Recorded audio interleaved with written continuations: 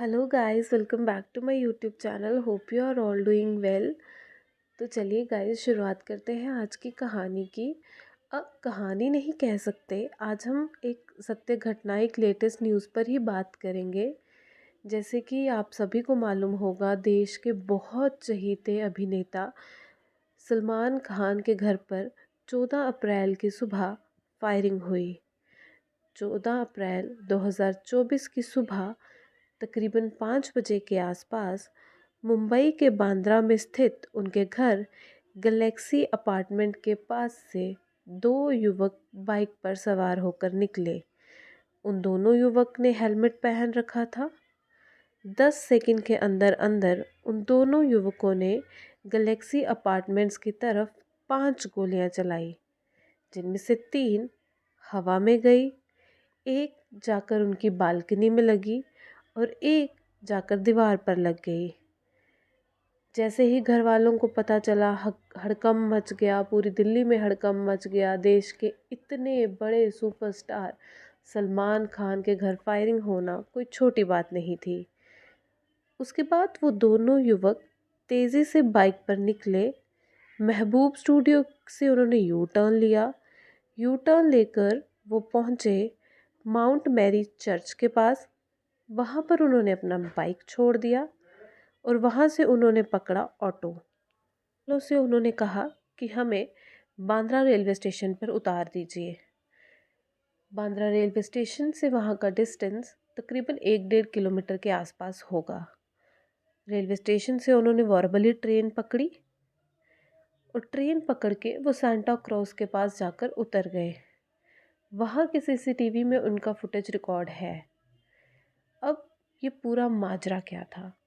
देश के इतने बड़े सुपरस्टार के घर पर फायरिंग किसने की, क्यों की, वजह क्या थी, इसके पीछे आखिर किसका हाथ था? ये तो सच सबको पता चल ही जाएगा। आइए इस मामले में थोड़ा और जानने की कोशिश करते हैं। पहले ये कड़ियाँ जाकर जुड़ती हैं हरियाणा गुड़गांव में। हरियाणा गुड़गांव में न्यू कॉलोनी में एक सचिन नामक एक आदमी रहता था, सॉरी। एक बहुत बड़ा वो बिजनेसमैन था। उसकी माँ का नाम दर्शना देवी, वाइफ का नाम मोनिका, और उसके 2 बच्चे थे, एक तकरीबन 1.5 साल का, एक तकरीबन 4 साल का। 29 फरवरी 2024 को उन्होंने अपने घर से डिसाइड किया कि उन्हें पंजाब के संगरूर ज़िले में एक शादी थी। तो उन्हें लगा कि उस शादी में होकर आते हैं और घूम फिर कर आते हैं। 24 फरवरी 2024 को वो अपने घर से निकले उस शादी में जाने के लिए। वो लोग घर से निकल चुके शादी पर जाने के लिए। रात तकरीबन 10 बजे बच्चों ने कहा कि पापा कुछ भूख लग रही है, कुछ खाना है। तो तकरीबन 10 बजे के आसपास जिंदल रोहतक रोड पर एक जगह लगती है लखन माजरा, वहीं पर उन्हें एक होटल दिखा और वहाँ पर उन्होंने अपनी गाड़ी रोकी।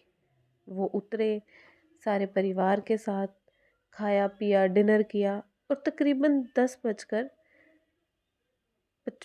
पर वो लोग वहाँ से निकले अपनी गाड़ी में जाने की तरफ। काले रंग की उनकी गाड़ी में उन्होंने जाकर बैठना था।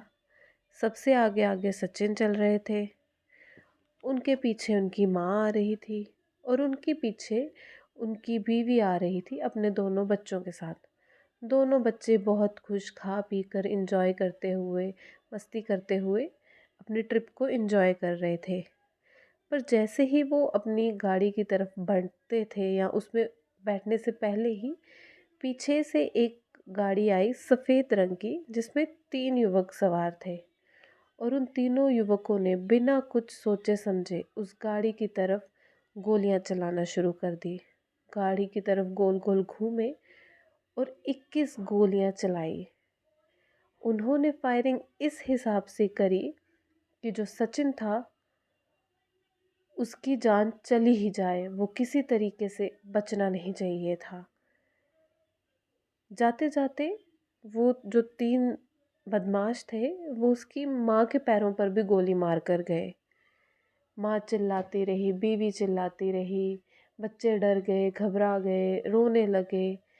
आसपास के जो और भी होटल में लोग थे उन्होंने भी बाहर निकल कर देखने की कोशिश की कि क्या हो रहा है, पर सब कुछ इतनी अफरा तफरी में और इतनी जल्दी और इतनी अचानक हुआ कि किसी को कुछ समझ ही नहीं आया क्या हुआ, कौन थे, कहाँ से आए। गोलियां मारी, जान ली सचिन की और चले गए। इसके बाद सचिन की माँ पहुंचती है पुलिस स्टेशन। पुलिस स्टेशन जाकर वो कहती हैं कि उनके बेटे पर किसी ने गोलियां चला दी हैं और उन्हें पिछले काफ़ी समय से लॉरेंस नेटवर्क की तरफ से 5 करोड़ रंगदारी की जो मांग थी वो की जा रही थी। इसकी कंप्लेन सचिन ने भी पुलिस स्टेशन में कर रखी थी, पर सचिन की इस कंप्लेन पर पुलिस वालों ने भी सीरियस नहीं लिया, क्योंकि एक तो लॉरेंस नेटवर्क, लॉरेंस बिश्नोई का ये नाम आमतौर पर सुना जाता है, रंगदारियों की मांग के लिए सुना जाता है। पुलिस ने भी इतना सीरियस नहीं लिया, क्योंकि सचिन ये लॉरेंस बिश्नोई के नाम पर बहुत सारे लोगों को कॉल्स आती हैं, तो पुलिस ने मामला अनदेखा कर दिया, अनसुना कर दिया और उन्होंने ध्यान नहीं दिया। पर बेचारे सचिन की जान चली गई। पोस्टमार्टम रिपोर्ट में पता चलता है कि सचिन को 12 गोलियां लगी थी। जो बदमाश थे उनका एक ही मोटो था, सचिन की जान लेना। वो चाहते नहीं थे कि सचिन की जान बच सके या कोई चांस रह जाए। वो सचिन को मारने के पक्के इरादे से ही आए थे। खैर, कुछ दिनों बाद 1 मार्च 2024 को सोशल मीडिया पर एक पोस्ट बहुत तेज़ी से सर्कुलेट होने लगता है, वायरल होता है। और ये पोस्ट था रोहित गोडारा नामक व्यक्ति का। ये व्यक्ति इस समय अमेरिका में रह रहा है। हाँ, ये वही रोहित गोडारा है जिसने पिछले साल 5 दिसंबर 2023 को जयपुर के ठाकुरों के जाने माने नेता सुखदेव सिंह गोगामनी का कत्ल कराया था। और इस पोस्ट के ज़रिए रोहित गोडारा सचिन के कत्ल की भी जिम्मेदारी लेता है। वो इस पोस्ट में कहता है कि सचिन का मर्डर मैंने करवाया है। इसी रोहित ने पिछले साल सुखदेव सिंह गोगामनी का मर्डर भी करवाया था।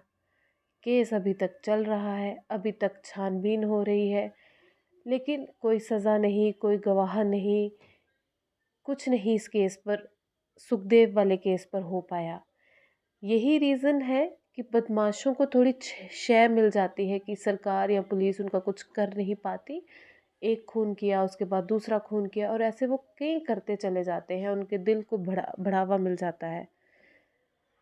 मनी वाले केस में अभी तक पुलिस के हाथ कुछ नहीं लगा था, और रोहित यही दूसरी तरफ सचिन के मर्डर का भी अपने से जिम्मा लेता है कि मैंने करवाया था। तो सचिन के केस की इन्वेस्टिगेशन स्टार्ट होती है। इन्वेस्टिगेशन में पुलिस के हाथ एक शूटर लगता है। तीनों शूटर्स में से एक शूटर का पुलिस को पता चल जाता है, और उसका नाम है विशाल। विशाल उर्फ कालू, 27 साल उसकी उम्र, और वो गुड़गांव के महावीरपुर में रहता है। उसके घर पर पुलिस ने कई बार छापेमारी की, पुलिस की अलग अलग टीम्स गई, कभी दिल्ली पुलिस की टीम जा रही है, पर विशाल नहीं पकड़ा गया। उसके घर पर मिलती तो सिर्फ उसकी बहन या परिवार के अन्य सदस्य। और बताया जाता है कि उसकी बहन भी पुलिस के सामने ऐसे निडर खड़ी होती है, उसके चेहरे पे कोई डर नहीं लगता कि उसका भाई किसी का मर्डर करके फरार है या गुम है, पुलिस उनके घर छापे मार रही है, या उसका भाई एक हत्यारा है। वो एकदम निडर पुलिस का सामना करती है, एकदम पुलिस से झगड़े जैसा उसका व्यवहार रखती है। ये सब भी रिपोर्ट्स में जानने को मिला। पुलिस सचिन के केस में विशाल उर्फ कालू को ढूंढ ही रही थी कि यहाँ 14 अप्रैल को मुंबई में स्थित बांद्रा में सलमान खान के घर पर फायरिंग हो जाती है। मैंने जैसे आपको पहले भी बताया कि रेलवे स्टेशन के सीसीटीवी फुटेज में उन दोनों शूटर्स का चेहरा साफ साफ दिखाई दे रहा था। और आपको ये जानकर हैरानी होगी कि उनमें से एक शूटर वही विशाल उर्फ कालू है। दूसरे शूटर को पुलिस अभी तक पहचानने में नाकाम रही। उसे अभी तक पुलिस रिकॉग्नाइज नहीं कर पाई। वहीं दूसरी ओर जो उन्होंने चर्च के पास बाइक छोड़ी, पुलिस ने वो भी बरामद कर ली और पता चला कि ये बाइक 15 दिन पहले नवी मुंबई के पनवेल से सेकंड हैंड खरीदी गई थी। उन्होंने 15 दिन सलमान खान के घर की पूरी रैकी की कि कब वो अपने घर आते हैं। पंजाब, दिल्ली, राजस्थान, मुंबई की अनेक पुलिस टीमें, तकरीबन 15 पुलिस टीमें इस मामले की पूरी जांच कर रही हैं। इसी दौरान फेसबुक पर अनमोल बिश्नोई नामक एक न्यू पेज से एक पोस्ट वायरल होता है जिस पे वो ये मैसेज देते हैं कि सलमान खान, ये तो खाली ट्रेलर था, अभी पूरी फिल्म तो बाकी है। ये पोस्ट वायरल होता है। जब पुलिस इस आईडी का आईपी एड्रेस खंगालती है तो पता चलता है वो कनाडा का है और शायद इसमें वीपीएन टेक्नोलॉजी भी यूज़ की है। और अगर इसमें वीपीएन टेक्नोलॉजी यूज़ हुई है तो यूज़र को पकड़ना पुलिस के लिए आसान नहीं होगा। वहीं सलमान खान भी पोस्ट करते हैं और वो पोस्ट करते हुए कहते हैं कि वो बिल्कुल ठीक हैं, उनके परिवार वाले सब ठीक हैं और उनका काम नॉर्मल ही चल रहा है। उन्होंने अपने किसी भी काम को रोका नहीं है, वो अपना सब काम कर रहे हैं। अभी तक के इन्वेस्टिगेशन में ये भी पता चला है कि शूटर्स का इंतज़ाम करने में हाथ रोहित गुडारा का ही है, जिसने सचिन का मर्डर करवाया था, ठाकुरों के बड़े नेता उनका मर्डर करवाया था और ये शूटिंग भी बिश्नोई गैंग की तरफ से ही थी। और इसके पीछे का यही कारण था रंगदारी के पैसे। एक बार उनका मोटो था डराना धमकाना, एक डराने वाला माहौल क्रिएट करना ताकि कल वो जब भी किसी बड़े अभिनेता या अभिनेत्री से पैसे मांगे तो उन्हें बहुत आसानी से मिल जाए। ये था अभी तक का पूरा मामला। इस मामले में जैसे भी कोई लेटेस्ट अपडेट आएगी हम आपके साथ ज़रूर शेयर करेंगे। अगर आपको हमारा चैनल अच्छा लगता हो तो प्लीज़ मेरी वीडियो को लाइक भी करें, सपोर्ट करें मेरे को और हमारे चैनल को प्लीज़ सब्सक्राइब भी करें और आप अपने फैमिली फ्रेंड्स के साथ हमारे वीडियो शेयर भी करें।